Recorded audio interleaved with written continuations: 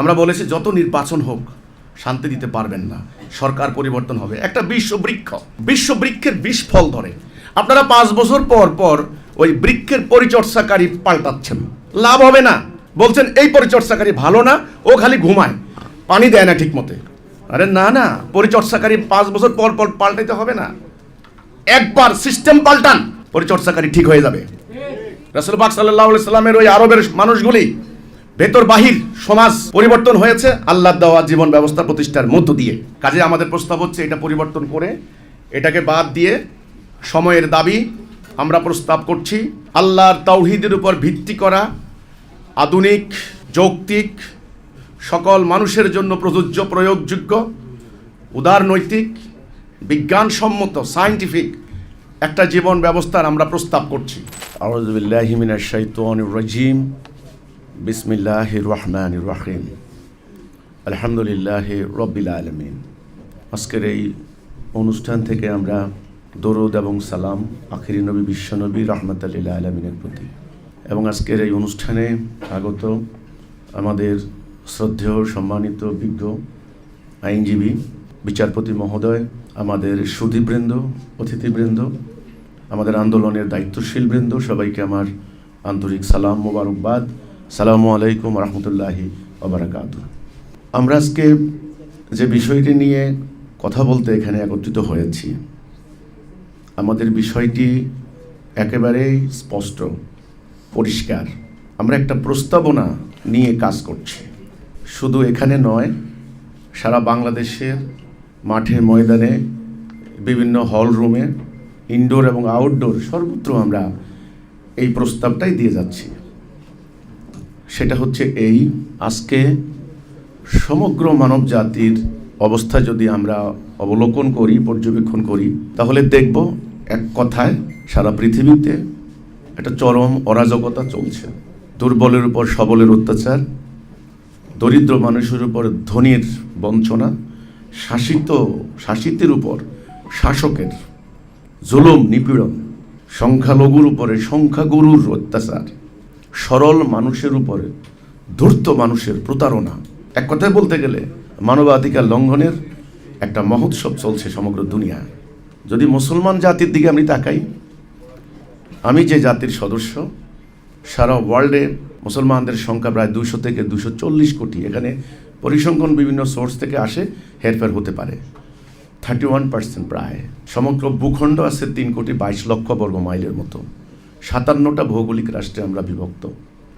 কিন্তু মুসলমানদের প্রেজেন্ট কন্ডিশনটা কি দেখেন, প্রায় 8 থেকে 10 কোটি মুসলমান উদ্বাস্তু।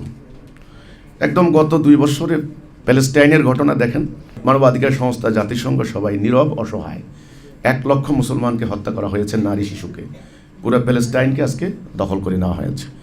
বাড়ির পাশে মিয়ানমার, 40,000 বর্গ মাইলের রাখাইন রাজ্য, প্রায় তাইওয়ানের সমান, সেখানে 24 লক্ষ মুসলমান সম্পূর্ণ বিতাড়িত করে দিয়ে আরাকান আর্মি তারা আজকে দখল করে নিয়েছে। কোনো নিন্দা নাই, কোনো সমবেদনা নাই, কিছু নাই। আজকে ইরানের পরিস্থিতি তাকান, সেখানে আর বেশি কিছু বলা লাগবে না।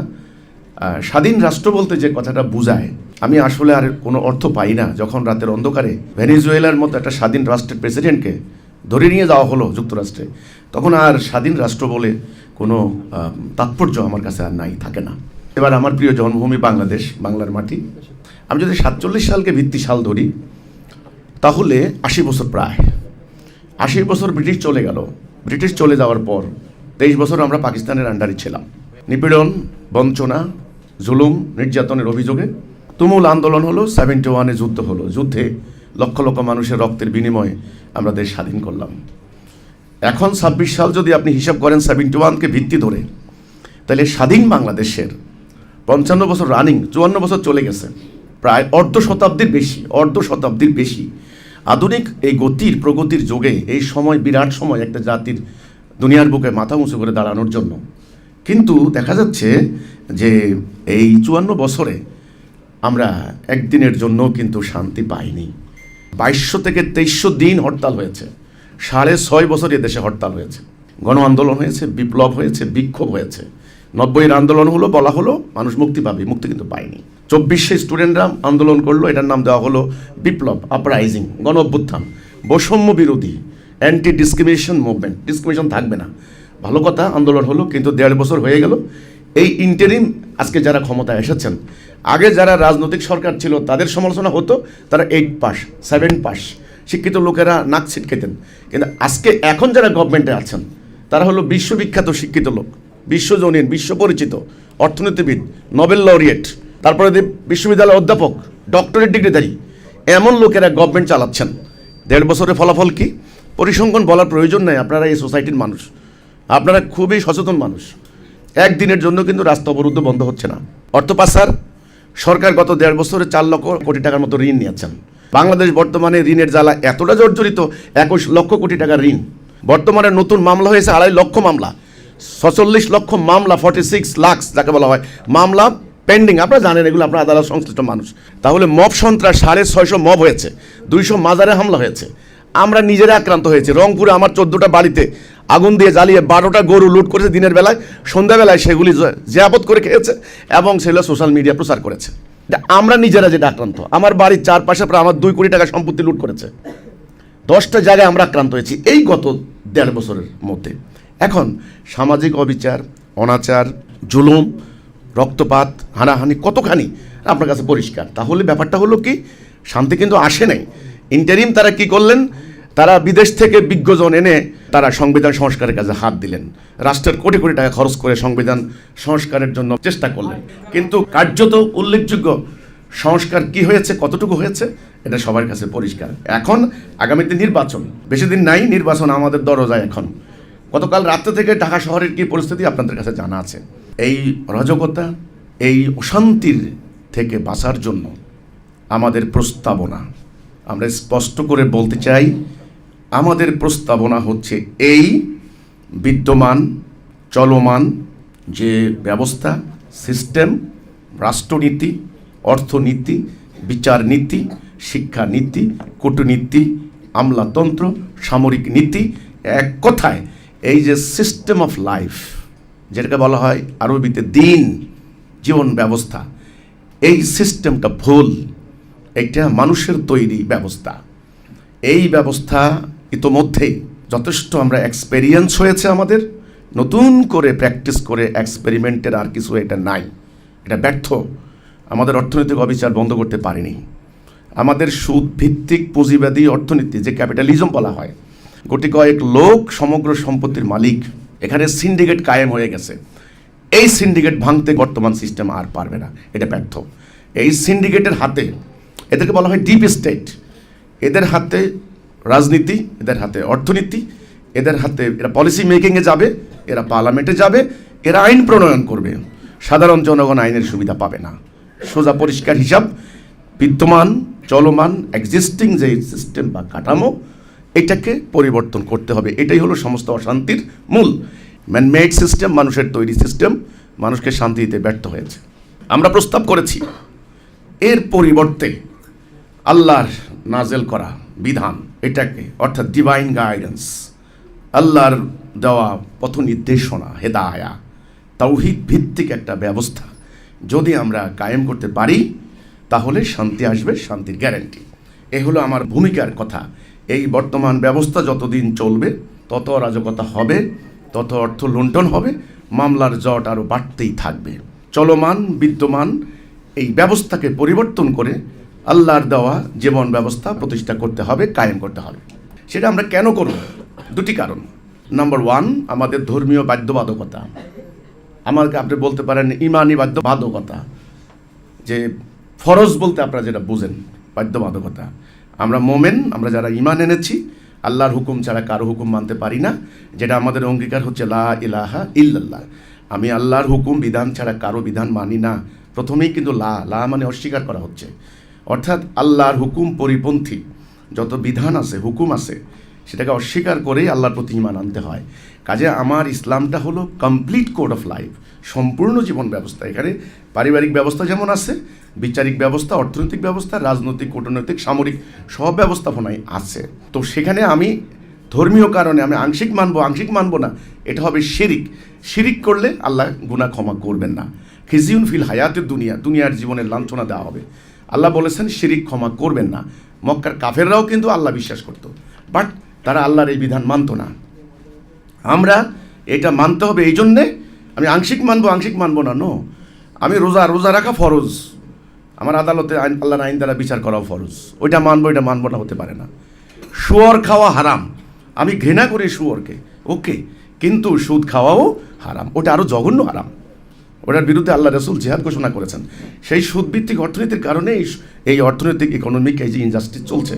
কাজেই আংশিক মানবো তা হতে পারে না।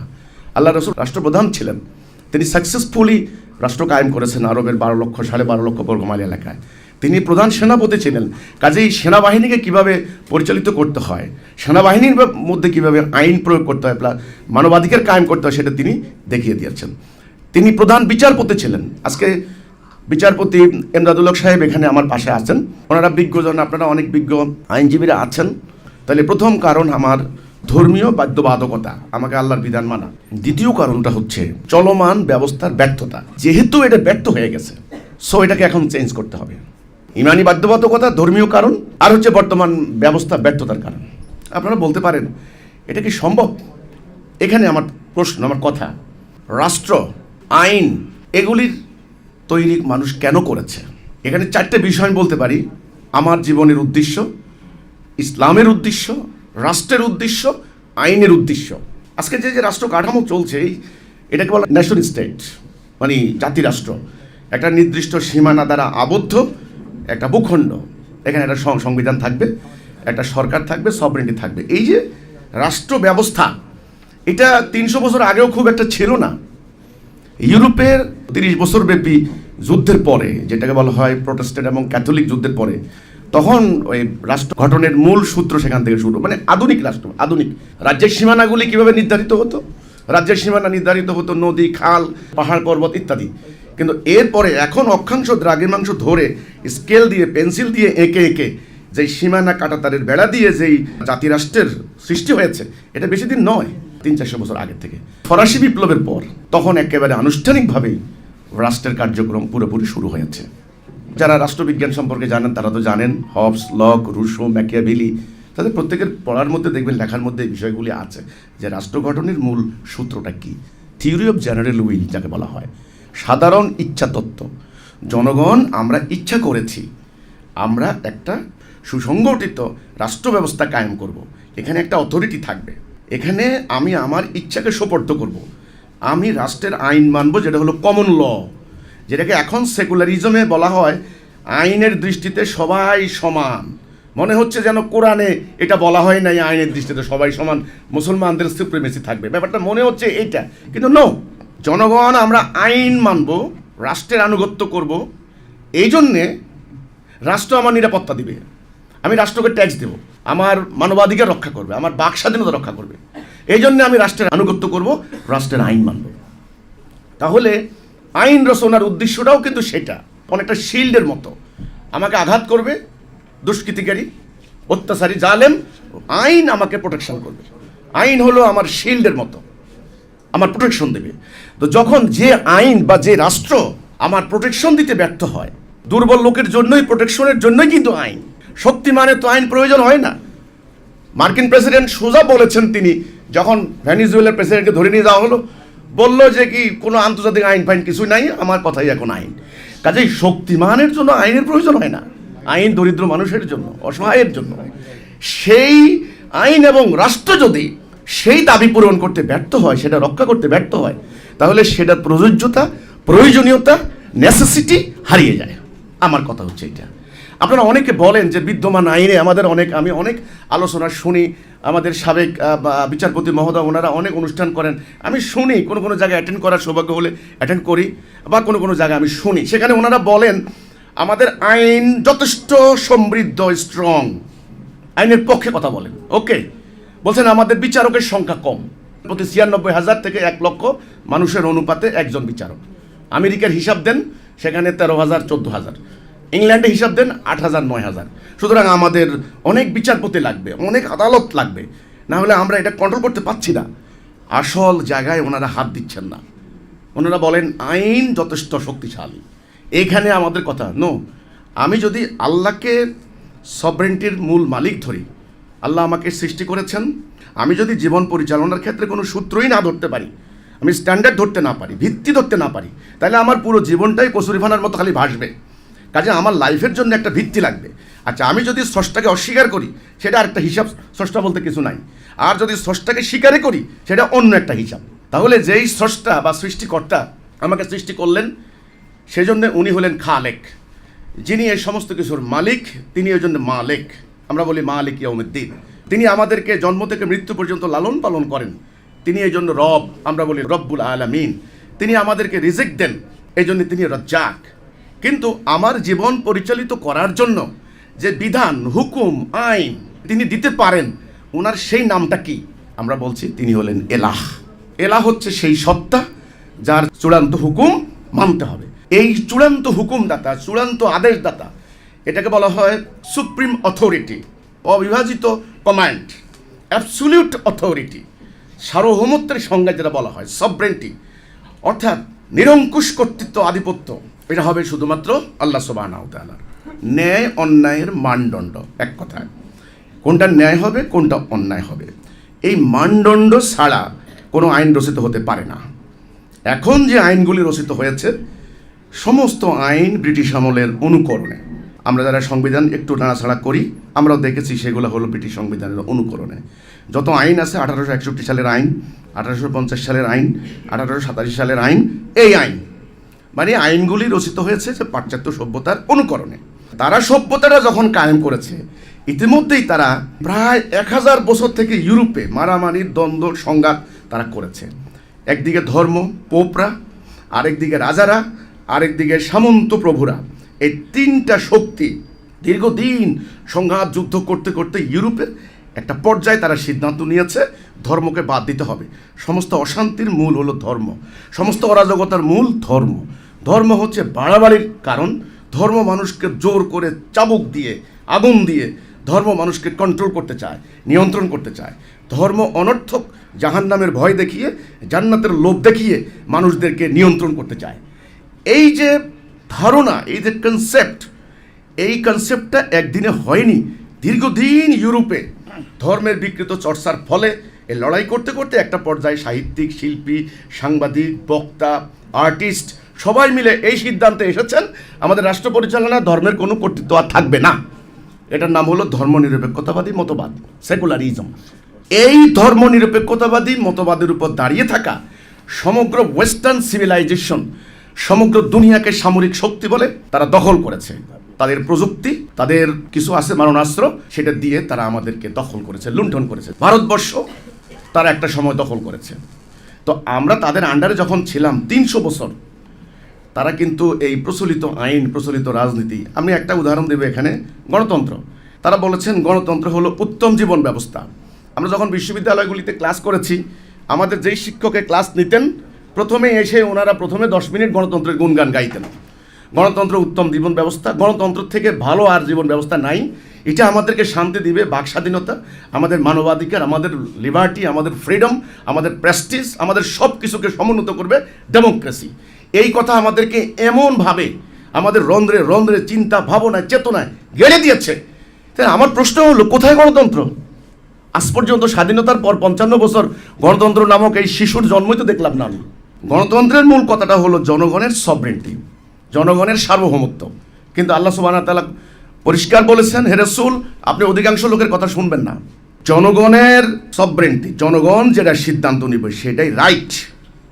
এই যে ডিসিশনটা হলো, আমার বক্তব্য এটা ভুল।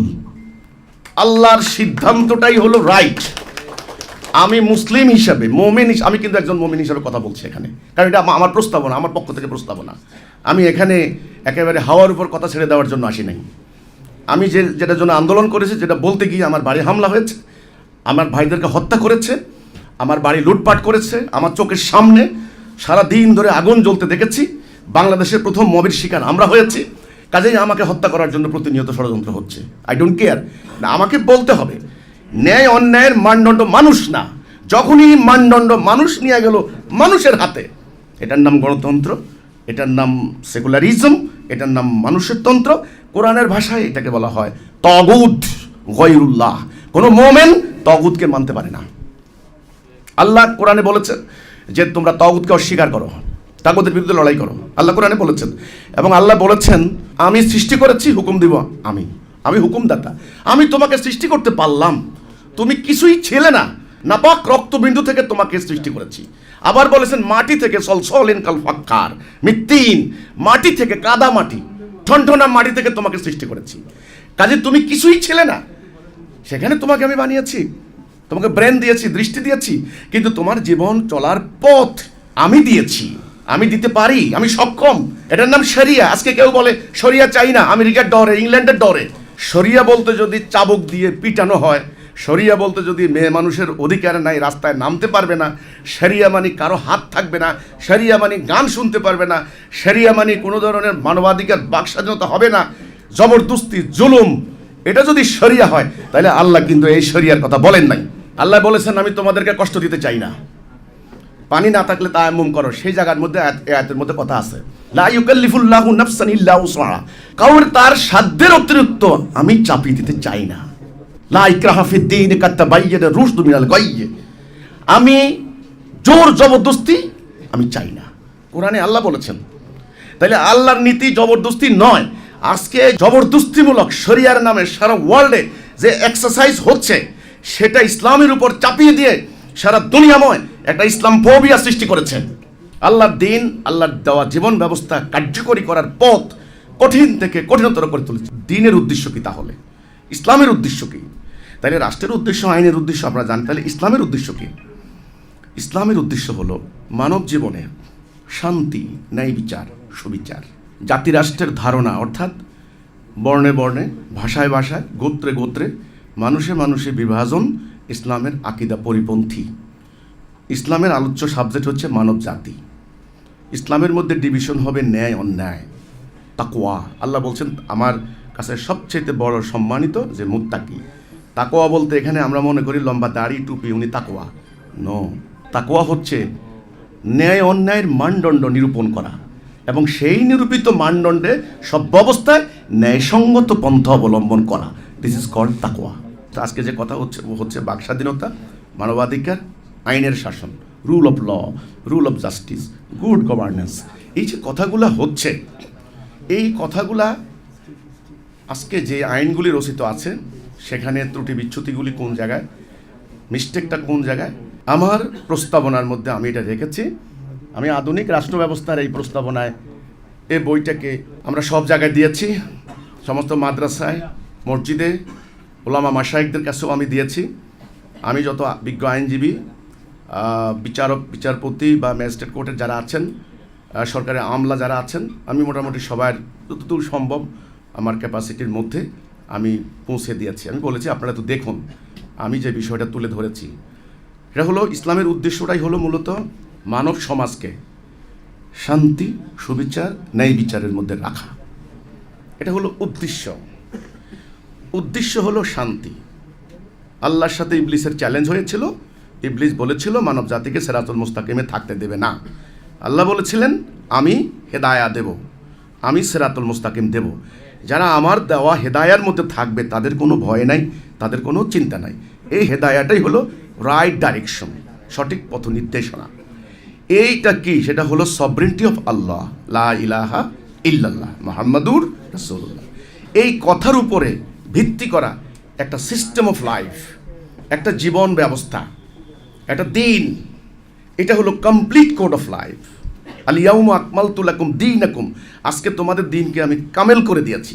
কাজে তোমাদের কোথাও যাওয়া লাগবে না। তোমাদের বিচার ব্যবস্থা, রাষ্ট্র ব্যবস্থা, আইন ব্যবস্থা, সামরিক নীতি, শিক্ষানীতি, সকল ক্ষেত্রের দিক বিভাগে আমি নির্দেশনা দিয়েছি। আজকে আমাদের এই প্রস্তাবনার মূল বিষয়টা হচ্ছে বিচার বিভাগ। দেখেন, শুধুমাত্র আইন দিয়ে, শুধুমাত্র বিচার দিয়ে, শুধুমাত্র শাসন দিয়ে শান্তি আনতে পারবেন না। এটা একটা সামগ্রিক ব্যবস্থা। আবার বলছি, দিন মানি জীবন ব্যবস্থা, সামগ্রিক ব্যবস্থা। এখানে সর্বপ্রথম একজন নাগরিককে বা মানুষকে এই কথার উপরে স্বীকৃতি দিতে হয় যে তুমি আল্লাহর বিধান ছাড়া কারো বিধান মানবে না, এই কথা মানবে। এর নাম হচ্ছে মোমেন। এই মোমেনদের সমন্বয়ে একটা জাতি হবে। তাহলে প্রথমে একটা জাতি, উম্মা, যেটা আল্লাহ কোরআনে বলেছেন কুনতুম খয়রা উম্মা উখরাজাত লিন-নাস তা'মুরুনা বিল মারুফ ওয়া তানহাউনা আনিল মুনকার। তাইলে উম্মার উদ্দেশ্যটা কি? আয়াতের মধ্যে পরিষ্কার, সৎ কাজের আদেশ, অসৎ কাজের নিষেধ, দুষ্টের দমন, শিষ্টের লালন, যেটা রাষ্ট্রের নীতি, রাষ্ট্রের ধর্ম হওয়া উচিত, এবং আইনের সমস্ত আইনের উদ্দেশ্যই হলো এইটা, দুষ্টের দমন, শিষ্টের লালন। ঠিক উম্মার উদ্দেশ্যটা তাই আল্লাহ কোরআনে বলেছেন। তাহলে লাগবে আগে একটা ভিত্তি, আগে একটা আদর্শ, আইডিওলজি। আমাদের বক্তব্য হচ্ছে মানুষের তৈরি করা ম্যানমেড সিস্টেম, ডেমোক্রেসি হোক, সোশ্যালিজম হোক, মোনার্কি হোক, ফ্যাসিবাদী হোক বা ফ্যাসিজম হোক, এগুলো মানুষকে শান্তি দিতে পারবে না। এগুলো সব মানুষের তৈরি। আদর্শ হবে আল্লাহর দেওয়া, সেই আল্লাহর দেওয়া আদর্শের ভিত্তি হবে তাওহীদ। 1 নাম্বার লাগবে একটা আদর্শ, 2 নাম্বার লাগবে একটা জাতি আদর্শকে ধারণ করবে, আদর্শকে বিশ্বাস করবে, আদর্শকে লালন করবে, আদর্শের জন্য জীবন দেবে। এটার জন্য লাগবে একটা জাতি। 3 নাম্বার লাগবে জাতিকে পরিচালিত করার জন্য একটা নেতা। আমাদের ইসলামের কনসেপ্টে আমরা বলি মনসুরুন, আল্লাহর সাহায্যপ্রাপ্ত তিনি হবেন, আল্লাহ ওনাকে সাহায্য করবেন। নেতার উপরে সমস্ত জাতি থাকবে নিঃশর্ত আনুগত্য, শ্রদ্ধা, সম্মান, এতায়া, আরবিতে বলে এতায়া, আতিউল্লাহ আতিউর রসুল আউলিল আমরি মিনকুম, এই এতায়া অর্থাৎ আনুগত্য। আজকে রাষ্ট্রের, আধুনিক রাষ্ট্রে বলা হয় রাষ্ট্রের প্রতি আনুগত্য, অবিডিয়েন্স, আনুগত্য। 4 নাম্বার লাগবে একটা কর্মসূচি। কর্মসূচি ছাড়া আপনার লক্ষ্য হাসিল হবে না। এই 4টা জিনিস অনিবার্য যদি ব্যবস্থা পরিবর্তন করতে হয়। এখন আমাদের প্রস্তাবিত তাওহীদ ভিত্তিক রাষ্ট্র ব্যবস্থায় আমরা বলেছি সর্বপ্রথম যে কাজটা করতে হবে সেটা হলো এই জনগণকে এই সিদ্ধান্ত নিতে হবে, চলমান বিদ্যমান মানুষের তৈরি এই ব্যবস্থা আমাদেরকে শান্তি দিতে পারে নাই, আমরা এটা বাদ দেব, আমরা আল্লাহর দেওয়া ব্যবস্থাকে গ্রহণ করে নেব। জনগণ যদি সেটা না নেয়, আপনি জোর করে জনগণের ইচ্ছার বিরুদ্ধে চাপিয়ে দিয়ে আপনি এখানে শান্তি কায়েম করতে পারবেন না। আপনি সিদ্ধান্ত নেবেন সুদ হারাম, জনগণ বলবে যে না আমরা সুদ খাবো, আমি ঘরে বসে বসে সুদের টাকা পাবো, আপনার কি? আর আপনি মানাতে পারবেন না, জনগণ বিদ্রোহ করবে। এই জন্যে জনগণকে আগে প্রথমত তাওহীদের গুরুত্ব, তাওহীদের ইম্পর্টেন্স, ইসলামী রাষ্ট্র ব্যবস্থা, আল্লাহর দেওয়া দিন কি, নবী করিম সাল্লাল্লাহু আলাইহি সাল্লাম কীভাবে রাষ্ট্র কায়েম করেছেন, এই ধারণাটা জনগণকে দিতে হবে। অন্তত জনগণের গুরুত্বপূর্ণ একটা অংশ এই শিক্ষাটা দিতে হবে বা এই ধারণাটা দিতে হবে। এই জনগণের সমন্বয়ে একটা রাষ্ট্র ব্যবস্থা হবে। এখন রাষ্ট্রের যিনি পরিচালক হবেন, আল্লাহর হুকুম তিনি কার্যকরী করতে তিনি দায়বদ্ধ। এই রাষ্ট্র ব্যবস্থার আন্ডারে আমরা পুরো ব্যবস্থা তুলে ধরেছি। সেখানে বিচার ব্যবস্থা হবে। কোরআনের একটা আয়াত আছে, আপনারা জানেন, ইন্নাল্লাহা ইয়া'মুরু বিল আদলি ওয়াল ইহসান, নিশ্চয়ই আল্লাহ আদল এবং ইহসানের আদেশ দিচ্ছেন। ইয়া'মুরু বিল আদলে, এই আদল শব্দ থেকে আদালত। তাইলে আদালতটা যখন গঠিত হবে, বিচারক যখন তিনি মনে করবেন আমাকে আল্লাহর হুকুম মোতাবেক রায় দিতে হবে, আমার কলম হবে আল্লাহর কলম, হাসরের দিন আমাকে সেটার জন্য আল্লাহর কাছে দায়বদ্ধ হতে হবে, তাহলে তিনি কারো দ্বারা প্রভাবিত হবেন না, কারো দ্বারা তিনি প্ররোচিত হবেন না, বিত্তসন্ত্রস্ত হবেন না। আজকে বিচার ব্যবস্থায় এটাই হলো বড় সংকট। প্রত্যেকটা বিচারকের মাথার উপরে একটা ভয়, একটা আতঙ্ক। এখানে ভট্টাচার্য দাদা কথা বলছেন, প্রতিটা কথার মধ্যে উনি মনে হয় যেন ওনার গলার মধ্যে কেউ হাত দিয়ে রাখছে, এখন জানি বের হলে আমাকে মেরে ফেলে, বের হলে আমাকে মেরে ফেলে। স্বাধীন বিচার ব্যবস্থার জন্য ওনারা বলছেন যে সুপ্রিম জুডিশিয়াল কাউন্সিল যেটা ওনারা তৈরি করবেন, আমি লিখে দেব, হলফ করে বলে দেব, বর্তমান রাষ্ট্র ব্যবস্থা, বর্তমান রাজনৈতিক ব্যবস্থা যদি কায়েম থাকে, কোনো দিন স্বাধীন বিচার ব্যবস্থা কায়েম সম্ভব নয়। বিচার বিভাগে হস্তক্ষেপ থাকবেই, এটা করবেই। সেটার জন্য প্রথমে রাজনৈতিক ব্যবস্থা, তারপরে বিচার ব্যবস্থা। বিচারক যখন আল্লাহর হুকুম মোতাবেক তিনি রায় দেবেন, তখন সেটা হবে আল্লাহর হুকুম, আল্লাহর রায়, তিনি আল্লাহর কাছে জবাবদিহি করবেন। আজকে ৪৪-৫০ বছর পরে যায় একটা মামলার রায় হচ্ছে এই বিচার ব্যবস্থায়। 1 ডিসিম জায়গার জন্য মামলা করে ফকির হয়ে যাচ্ছে। এখানের নিয়মটাই হলো হারজিত, কম্পিটিশন, হারতে দেব না আমি। মামলা, পাল্টা মামলা, রাজনৈতিক মামলা, পলিটিক্যাল কেস, সেখানে কোনো সমাধান নাই। এক একটা মামলা ৫,০০০-১০,০০০ আসামি। আমাদের প্রস্তাবিত রাষ্ট্র ব্যবস্থায় এই ধরনের কোনো সুযোগ থাকবে না। আমরা প্রত্যেকটা মসজিদকে আমরা স্থানীয় সালিশ ব্যবস্থার আন্ডারে আনার প্রস্তাব করেছি। মসজিদ বলতে আজকের মতো একেবারে সংকীর্ণ জায়গার মসজিদ না, এটা ইসলামের স্বর্ণযুগের টাইমের কথা বলছি। এক একটা মসজিদ ছিল এক একটা কমপ্লেক্স, সেখানে একটা আদালতের মতো কাজ করত, মানুষের সাহায্য সহযোগিতা করা হতো, মানুষের বিচার ব্যবস্থা, স্থানীয় সংকট ইত্যাদি দূর করা হতো। তো কাজেই আমাদের প্রস্তাবিত ব্যবস্থায় আমরা স্থানীয় বিচার ব্যবস্থাকে জোর দিয়েছি। আজকের বিচার ব্যবস্থায় বিশ্বাস করা হয় না। মেকিয়াভেলিবাদের একটা কথা আছে রাষ্ট্র গঠনের ক্ষেত্রে, দ্য প্রিন্স, মানে প্রিন্সকে নসিহত করেছেন মেকিয়াভেলি। নসিহতের মধ্যে বলেছে মানুষকে মনে রাখতে হবে মানুষ হচ্ছে প্রতারক, শট, মানুষ কানিং, শিয়ালের মতো ধূর্ত, প্রতারক, ভণ্ড মানুষ। এই মানুষের এই যে চরিত্র, এটা কিন্তু এখন রাজনীতিবিদদের সকলের কনসেপ্টের মধ্যে এটা আছে, কাউকে বিশ্বাস করা যাবে না। যিনি বিচার করেন তিনিও মনে করেন যে দারোগাও মিথ্যা তথ্য দিতে পারে, দারোগাও বিশ্বাস করা যাবে না, কাগজে কলমে যা আছে সে অনুসারে রায় হবে এভিডেন্সের উপরে। ওকে, কিন্তু আমরা বলেছি এই সিস্টেমের কারণে কি হয়েছে, এখন আদালতে একটা নাম বলে জাদ্রেল উকিল। জাদ্রেল উকিল হচ্ছে উনি যত বাকচাতুর্য দিয়ে নানান কলা কৌশল করে যত বড় আসামি হোক তাকে আদালত থেকে বের করে আনা হচ্ছে। ওনার নাম দিয়েছে জাদ্রেল উকিল। ওনার ডিমান্ড বেশি, ওনার মক্কেল বেশি। কিন্তু আমাদের প্রস্তাবিত রাষ্ট্র ব্যবস্থায় এ ধরনের কোনো স্কোপ আমরা রাখি নাই, কোনো সিস্টেম নেই। বিচার ব্যবস্থা যখন জনগণের দোলগোড়ায় চলে যাবে তখন সংক্ষিপ্ত শুনানি, সংক্ষিপ্ত ব্যবস্থার মধ্য দিয়ে ফয়সালা হয়ে যাবে। আমার বোনকে রাস্তায় চড় মেরেছে, সাথে সাথে জুমার নামাজে এটা ফয়সালা হয়ে যাবে, এই তুমি চড় মেরেছো কেন, আমার ভুল হয়েছে, আমাকে মাফ করে দিন। হয় তুই ওরে পাল্টা একটা চড় দিয়ে দে, কারণ কেসাসের বিধান মানি হলো সমপরিমাণ। তার ক্ষোভ, রাগ, ক্রোধ চলে গেল, অথবা সে মাফ করে দিল যে আমি আর করবো না, আমার ভুল হয়ে গেছে। এই চড়ের পরিণতি সে জানে, চড়ের কোনো বিচার হবে না। ও গিয়ে বলে আমার বোনকে তুই চড় দিলি, খুনাখুনি, মারামারি, 2 মহল্লায় 2 জন শেষ, খুন, বাড়িঘর লুটপাট, মামলা, 40 বছর মামলা চলে, সেই মামলা চলাকালীন আবার 2বার মারামারি হয়েছে, মার্ডার হয়েছে। এই যে ছোট্ট একটা বিরোধকে মীমাংসা করার মতো ব্যবস্থা বর্তমান বিচার ব্যবস্থায় নাই। ব্রিটিশরা পরিকল্পিতভাবে করেছে কি, আমাদের মসজিদ ভিত্তিক এই কাঠামো থেকে সরিয়ে ইউনিয়ন কাউন্সিল করেছে, ইউনিয়ন বোর্ড করেছে। এখন রাজনৈতিক ব্যবস্থা যখন দুর্বৃত্তায়ন হয়েছে তখন চেয়ারম্যান মেম্বারগুলি কি হচ্ছে, আমি 2-4 জন ভদ্রলোকের কথা বাদ দিলাম, এক্সেপশন ইজ অলওয়েজ এক্সেপশন। আজকে পুরো সিস্টেমটাই পচে গেছে, বোর্ড অফিসে কোনো বিচার করার সাহস নাই। গত 2 দিন আগে এক জায়গায় চেয়ারম্যান এবং ওই স্থানীয় পুলিশ 2 জন আক্রান্ত হয়েছে বাদী বিবাদীর হামলায়। তাহলে বোর্ড অফিসে কিন্তু ফয়সালাগুলি করতে পারছে না, সেখানে মামলা গিয়ে জমা হচ্ছে আদালতে। এবার খরচ, 1 বান্ডেল টাকা নিয়ে যাচ্ছেন, সেই টাকা শুরু হচ্ছে খরচ খরচ খরচ খরচ, উকিল মুহুরি থেকে শুরু করে আর কোথায় কোথায় যাচ্ছে আমি এখন আর এটা প্রকাশ্যে বলতে চাই না। এটা আপনারা সবাই জানেন, আপনারা আইনের সঙ্গে সম্পৃক্ত। আর যিনি বাদী অথবা বিবাদী উনি রুটি কলা খেয়ে রাত 8টা বাজে বাসায় ফিরে আসেন তক্তা হয়ে, ওনার আর পেটে কিছু নাই, আর টাকার বান্ডেল নিয়ে গেছে জায়গায় জায়গায় জায়গায় জায়গায়। এবং আদালতগুলিতে কি যে অবস্থা হচ্ছে, হাটে বাজারেও এত মানুষ নাই, আদালতে যত মানুষ। কিন্তু হযরত ওমর ইবনুল খাত্তাব রাদিয়াল্লাহু তাআলা আনহু 1 বছর বিচার বিভাগের দায়িত্বে ছিলেন, 1 বছর কোনো মামলা আসে নাই। ইসলামের বিচার ব্যবস্থার এই হচ্ছে ব্যাপার। আল্লাহ রাব্বুল আলামিন মানুষের বৈশিষ্ট্য বলেছেন, ম্যাকিয়াভেলি এই কথা বলেছে, আল্লাহও বলেছেন যে মানুষ তরাপ্রিয়, মানুষ লোভী, মানুষের কামনা বাসনা আছে দুনিয়ার সম্পদের প্রতি।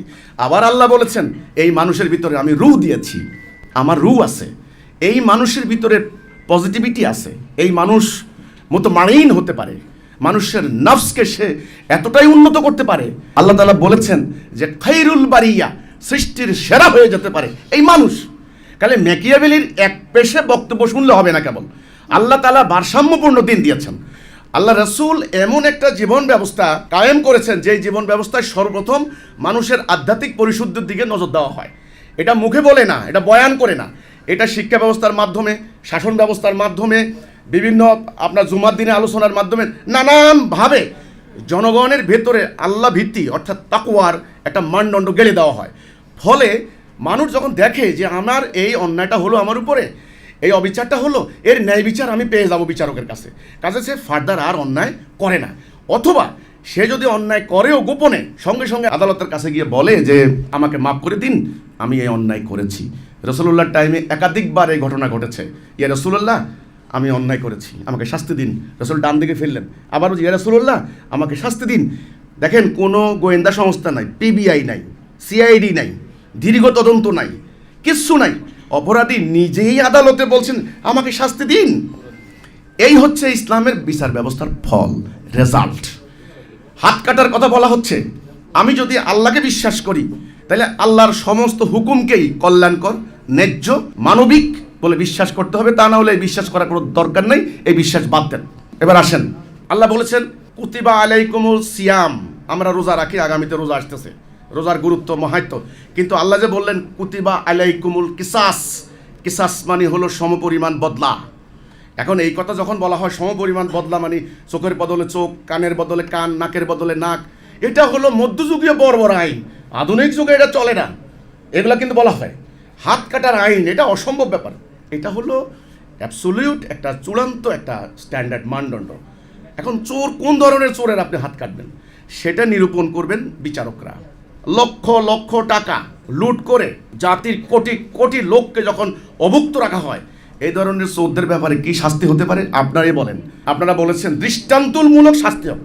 দৃষ্টান্তমূলক মানে কি? দৃষ্টির মধ্যে হতে হবে শাস্তিটা, সবাই দেখতে হবে সর্বোচ্চ শাস্তি।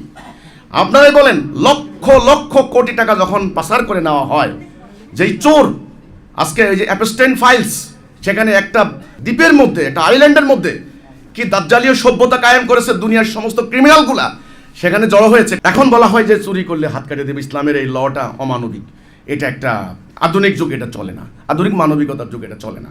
এই কথাটা হলে, এই কথা যারা মনে করবেন তারা ইসলাম থেকে আউট হয়ে যাবে। রাসূলুল্লাহর সময় পরবর্তী 300 বছর আমরা প্রমাণ দিয়েছি মাত্র 6 জন লোকের হাত কাটার দরকার হয়েছে। এবার আসেন, চোখের বদলে চোখ, নাকের বদলে নাক।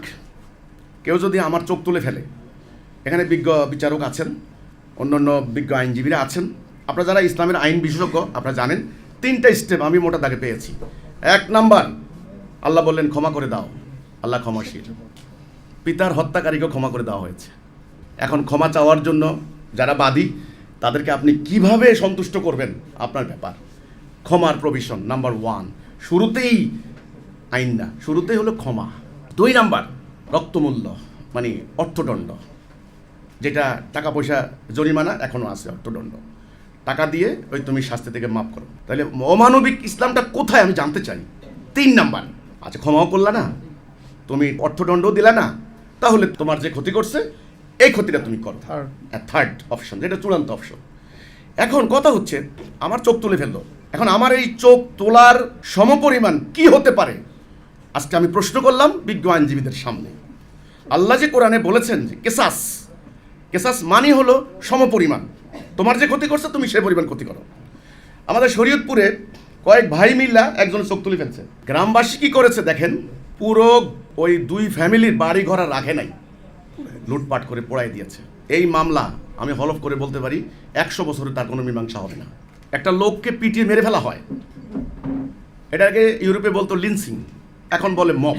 আল্লাহ বলছেন সতী নারীর উপরে যারা অপবাদ দেয় তাকে 80 বেত লাগাও। আল্লাহর ন্যায় বিচারের কথাটা আমি শুধু এইটুকু বলছি, 80 বেত লাগাও। এখন যে ব্যভিচার করে তাকে 100 বেত দাও। ওকে, বেতের মাত্রা কি হবে, বেতের সাইজ কি হবে, বেত কতখানি মোটা কতখানি চিকন, বিজ্ঞ বিচারকরা জুরি বোর্ড এটার উপরে ছেড়ে দেওয়া হয়েছে। তাহলে আল্লাহ তাআলা মূল মানদণ্ড দিয়েছেন। বলা হয়েছে, যেমন আমি উদাহরণ দিচ্ছি, এই প্রেস ক্লাবের চতুর্দিকে দেওয়াল দেওয়া, এটাই হলো হুদুদ আল্লাহ, সীমানা। আমাদের লোকদেরকে বললাম ভাই আপনারা যাই করেন প্রেস ক্লাবের ভিতরেই থাকেন, বাইরে যাবেন না, অনেক দুষ্ট প্রকৃতির লোক আছে, ডাকাত আছে, আপনাদের মালামাল নিয়ে যাবে। আপনার কর্তব্য হবে আপনি এই প্রেস ক্লাবের ভেতরে, এবার যেই রুমে আপনি মানে বক্তব্য দিতে যাই করেন এটা আপনি স্বাধীন। আপনি কি খান, বার্গার খান নাকি ভাত খান, না ঘুমান না হাঁটেন, আপনি প্রেস ক্লাবের বাউন্ডারির ভিতরে আপনি কিন্তু স্বাধীন। শুধু বলে দেওয়া হয়েছে বাউন্ডারি বাইরে যাবেন না, ওখানে গেলে ডাকাত আছে, ডাকাতে আপনার মালামাল নিয়ে যাবে। এটা আপনার কল্যাণে আল্লাহ রাব্বুল আলামিন একটা বিস্তৃত বিশাল আকারের একটা বাউন্ডারি দিয়েছেন। তিনি বলেছেন এটাকে তোমরা ওভারকাম করবে না, এটাকে তোমরা ভাঙবে না। এখন কথা হচ্ছে, যেই লোকটা 100 বেত মারার শাস্তি হলো, তাকে যখন পিটাইয়া মেরে ফেলা হলো, সেটা ন্যায় বিচার পরিপন্থী নয় কি? আজকে বিশ্ববিদ্যালয়ের শিক্ষিকারা, রাজনৈতিক দলের নেত্রীরা, আমাদের এখানে অনেক নেত্রী আছেন, তারা প্রতিনিয়ত কান্না করছেন, থানায় যাচ্ছেন, মামলা নিচ্ছে না, স্লাট শেমিং হচ্ছে, তাদেরকে ফেসবুকে বুলিং করা হচ্ছে, অসম্ভব অসম্মানিত করা হচ্ছে, প্রতিনিয়ত বেশ্যা বলা হচ্ছে। এখন আমার কথা হলো, যারা সতী সাধ্বী নারীর উপরে অপবাদ দেয়, যেটা সে করে নাই, তাকে 80 বেত লাগাও। আমি হলফ করে বলতে পারি আল্লাহর দেওয়া এই বিচার ব্যবস্থা যদি কায়েম থাকতো, কোনো নারীকে কোনো বোনকে একটা গালি দেওয়ার হিম্মত করা হইতো না। ইসলামী রাষ্ট্র ব্যবস্থায় এই জন্যে একা একটা মেয়ে মানুষ রাতের অন্ধকারে হাজার হাজার মাইল পথ হেঁটে যাইতো, কোনো ভয় থাকতো না, আল্লাহ এবং বন্যজন্তুর ভয় ছাড়া কোনো ভয় থাকতো না। আজকের এই বিচার ব্যবস্থা কায়েম না হওয়ার কারণে ঘরের মধ্যে নারী নিরাপদ নয়, অফিসে নারী নিরাপদ নয়, বাসে নারী নিরাপদ নয়। আমাদের ধর্মীয় দলেরা এখন ইশতেহারে বলেন বাসে সিসি ক্যামেরা লাগাবেন, স্পেশাল বাস দিবেন, যাই করেন, যত কিছুই করেন, সিস্টেম পরিবর্তনের কথা বলেন না। বর্তমান প্রচলিত মানুষের তৈরি এই বিধান বাদ দিয়ে আল্লাহর দেওয়া বিধান প্রতিষ্ঠার কথা আপনারা ধর্মীয় দল যদি বাদ দেন, বলা বাদ দেন, তাহলে কে বলবে? আর কেউ বলে না। বর্তমান যে বিচার ব্যবস্থা চলছে, বর্তমান যে জুডিশিয়ারি সিস্টেম চলছে, বাদী বিবাদী উভয়ের কাছ থেকে অর্থ খসানোর একটা প্রক্রিয়া, এটা প্রবর্তন করেছে সাম্রাজ্যবাদীরা, ব্রিটিশরা। যারা ভারতবাসীকে তারা মনে করতো এদেরকে কন্ট্রোল করতে হবে, এরা যে কোনো সময় রিভল্ট করবে, বিদ্রোহ করবে। আইন ওইভাবে রচিত হয়েছে নিয়ন্ত্রণমূলক। ইসলামকে দোষ দেওয়া হয় যে চাবুক দিয়ে তোমরা ইসলাম কায়েম করবা, তোমরা তাই করেছো, 300 বছর চাবুক দিয়ে সেটা করেছো। আমাদের যে কাউরে ভারতবাসীকে গ্রেপ্তার করতে পারলে জেলখানায় নেওয়ার পরে যেন জামিন না হয় সে ধরনের সব ব্যবস্থা কলা কৌশল করেছে। কারণ তারা তো এখানে এসেছে জোর করে, জুলুম করে, তারা লুণ্ঠন করার জন্য, শোষণ করার জন্য। কাজে তাদের আইনগুলি মানবিক হবে না। তারা আমাদেরকে স্বাধীনতা দিয়ে চলে যাওয়ার পর 47 সালের পর তাদের তৈরি করা আইন, তাদের তৈরি করা দর্শন, তাদের তৈরি করা ব্যবস্থা, তাদের তৈরি করা আমলাতন্ত্র, সামরিক বাহিনী, তাদের তৈরি করা শিক্ষা ব্যবস্থা দিয়ে আমাদের রাষ্ট্র ব্যবস্থা চলছে। কাজেই এটা ইতোমধ্যেই ভুল, ব্যর্থ প্রমাণিত হয়েছে, এর কার্যকারিতা হারিয়েছে, এটা নেসেসিটি হারিয়েছে, এটা আমাদেরকে বাক স্বাধীনতা দিতে পারেনি, আমাদেরকে ন্যায় বিচার নিশ্চিত করতে পারেনি। যেই জুলুম ওরা করতো একই জুলুম আমাদের শাসকরা করে। যেই অর্থ পাচার ব্রিটিশরা করতো সেই অর্থ পাচার আমাদের দেশের তথাকথিত এলিটরা, ধনিকরা তারা করছে। তাদেরকে প্রশ্রয় দিচ্ছে আবার ওরা। সুইস ব্যাংক আমাদের না, সুইস ব্যাংক ওদের। সুইস ব্যাংকে টাকা রাখে, কার টাকা, কিসের টাকা, এই হিসাব তারা নেয়। এমনকি সুইস ব্যাংকের একটা নিয়ম করেছে, কেউ চাইলেও অন্য কোনো কর্তৃপক্ষকে তারা হিসাব দিতে বাধ্য নয়। আজকে সময় এসেছে, সম্মানিত সুধীজন, সম্মানিত বিজ্ঞজন, বিজ্ঞ আইনজীবীরা আছেন, বিজ্ঞ বিচারপতিরা আছেন, আপনাদের সুচিন্তিত মতামত আমরা চাই। নির্ভয়ে কথা বলবেন, কারণ আমরা আল্লাহর কথা বলতে এসেছি। আমরা এখানে কোনো দলের পক্ষ বিপক্ষ নিতে আসি নাই, আল্লাহর পক্ষ নিতে এসেছি। আমরা কোনো অন্যায় করি নাই। ঠিক যেটা দরকার আজকের এই সময়ে এই অরাজকতা বন্ধ করার জন্য আমরা বলেছি যত নির্বাচন হোক শান্তি দিতে পারবেন না, সরকার পরিবর্তন হবে। একটা বিশ্ববৃক্ষের বিষ ফল ধরে, আপনারা 5 বছর পর পর ওই বৃক্ষের পরিচর্যাকারী পাল্টাচ্ছেন, লাভ হবে না। বলছেন এই পরিচর্যাকারী ভালো না, ও খালি ঘুমায়, পানি দেয় না ঠিক মতে। আরে না না, পরিচর্যাকারী 5 বছর পর পর পাল্টাইতে হবে না, একবার সিস্টেম পাল্টান, পরিচর্যাকারী ঠিক হয়ে যাবে। রাসূল পাক সাল্লাল্লাহু আলাইহি সাল্লামের ওই আরবের মানুষগুলি ভেতর বাহির সমাজ পরিবর্তন হয়েছে আল্লাহর দেওয়া জীবন ব্যবস্থা প্রতিষ্ঠার মধ্য দিয়ে। এইটার রূপরেখাটা আপনারা বলতে পারেন আধুনিক যুগে এটা কি সম্ভব কিনা। এখন আমরা যদি বাংলাদেশে আল্লাহর দেওয়া দিন কায়েম করতে যাই, আমেরিকা কি করবে? আমেরিকাকে ভয় করবো না আল্লাহকে ভয় করবো? রাসূলুল্লাহ যখন দিন কায়েম করলেন মদিনায়, তখন পুরো আরববাসী ওনার বিরুদ্ধে ঐক্যবদ্ধ হয় নাই? আল্লাহ রক্ষা করে নাই? আল্লাহ তো কোরআনে বলেছেন আমি তোমাকে সেভ করবো, তোমাকে রক্ষা করবো। এই ঈমান না থাকলে তাহলে আমরা মোমেন হইলাম কিভাবে? সেজন্যে আমার কথা হলো, আপনারা আজকে আপনাদের বিজ্ঞ যারা আছেন আপনারা আপনাদের মতামত দেন, আপনারা কথা বলেন, মন খুলে কথা বলেন। ইসলামটা একেবারেই প্রচণ্ড রকমের বাস্তবসম্মত, প্রচণ্ড রকমের উদার, মানুষের মুক্তির জন্য সমগ্র মানব জাতির সমস্ত সংকট দূর করার মতো, হিন্দু বৌদ্ধ খ্রিস্টান সমস্ত মানুষের মানবাধিকার রক্ষার মতো ইসলাম এমন একটা জীবন ব্যবস্থা, ডিভাইন গাইডেন্স, আল্লাহ দেওয়া জীবন ব্যবস্থা ছাড়া শান্তি আসবে না। আমার এই জন্য প্রস্তাব, প্রচলিত বিদ্যমান যে রাষ্ট্র ব্যবস্থা, রাজনৈতিক ব্যবস্থা, সিস্টেম চলছে, এটা মানুষের তৈরি, উপনিবেশিক যুগের তৈরি। এটা আমাদেরকে শান্তি দিতে পারে নাই, আর পারবে না। আরও হানাহানি হবে, আরও কাওয়াস হবে, আরও সন্ত্রাস হবে, অপরাজনীতি হবে, পারবে না। কাজে আমাদের প্রস্তাব হচ্ছে এটা পরিবর্তন করে, এটাকে বাদ দিয়ে সময়ের দাবি আমরা প্রস্তাব করছি আল্লাহর তাওহীদের উপর ভিত্তি করা, আধুনিক, যৌক্তিক, সকল মানুষের জন্য প্রযোজ্য, প্রয়োগযোগ্য, উদার নৈতিক, বিজ্ঞানসম্মত, সায়েন্টিফিক একটা জীবন ব্যবস্থার আমরা প্রস্তাব করছি। সেটা কিভাবে সম্ভব সেটা আমরা পর্যায়ক্রমে আপনাদের সামনে তুলে ধরব। এই হচ্ছে আমার প্রস্তাবনা। আজকের অনুষ্ঠানের এই মুখ্য আলোচনার এই জায়গা থেকে আমি এই কথাটা বলছি। সবাইকে আল্লাহ হাফেজ, সালামু আলাইকুম ওয়া রাহমাতুল্লাহি ওয়া বারাকাতুহু।